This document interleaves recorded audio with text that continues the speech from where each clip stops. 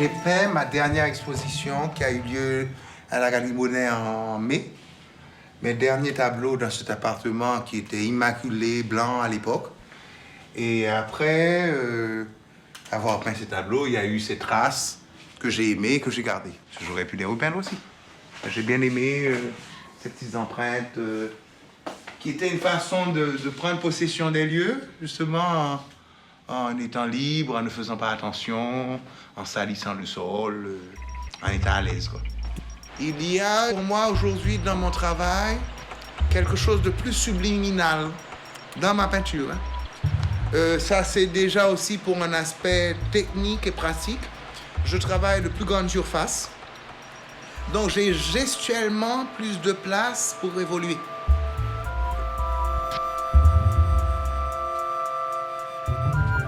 Aujourd'hui, ça fait longtemps quand même déjà, on ne peut pas disséquer mon travail pour trouver Haïti.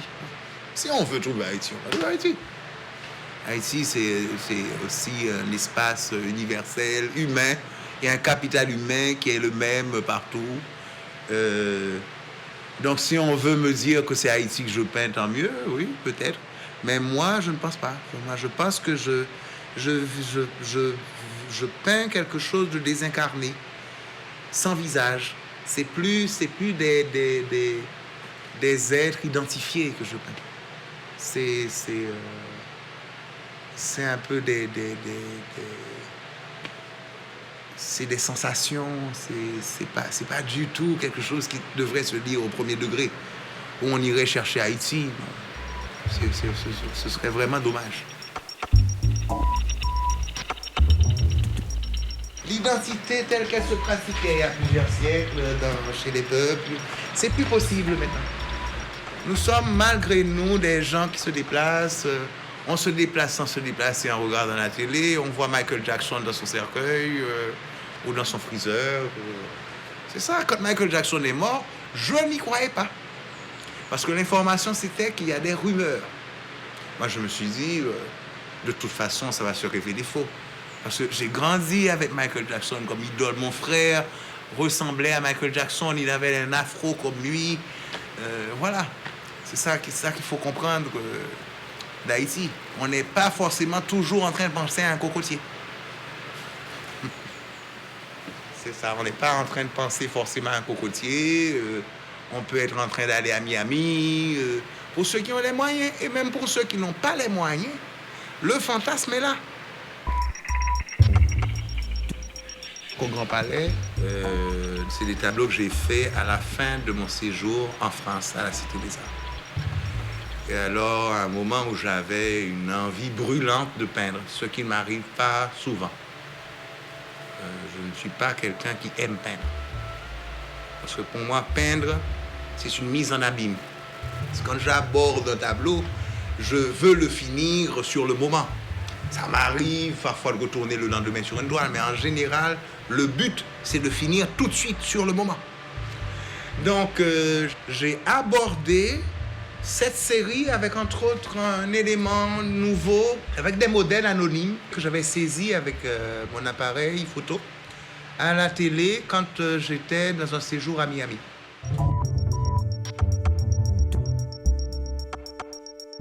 Dans mon travail, c'est un trait marquant. Le hasard, l'aléatoire, ça fait partie de ma réflexion en général, et dans ma peinture et dans mes installations. Je compte toujours sur ce qui se produit malgré moi. Dans la peinture, c'est par le principe de la sédimentation, des couches, que je peux effacer à un certain moment, et là apparaît une autre trace, et puis ça peut être... Parfois, le simple geste d'effacer suffit. Parfois, ça devient un autre combat pour essayer de saisir quelque chose qu'on veut garder. Voilà. Je suis un institutionnel, mais je ne vends pas mon travail. Je le vends. Ça me permet de vivre. Mais je ne vends pas ce travail comme l'art se vend aujourd'hui. Et je crois que c'est l'une des raisons, c'est ce fardeau d'art haïtien avec les sirènes.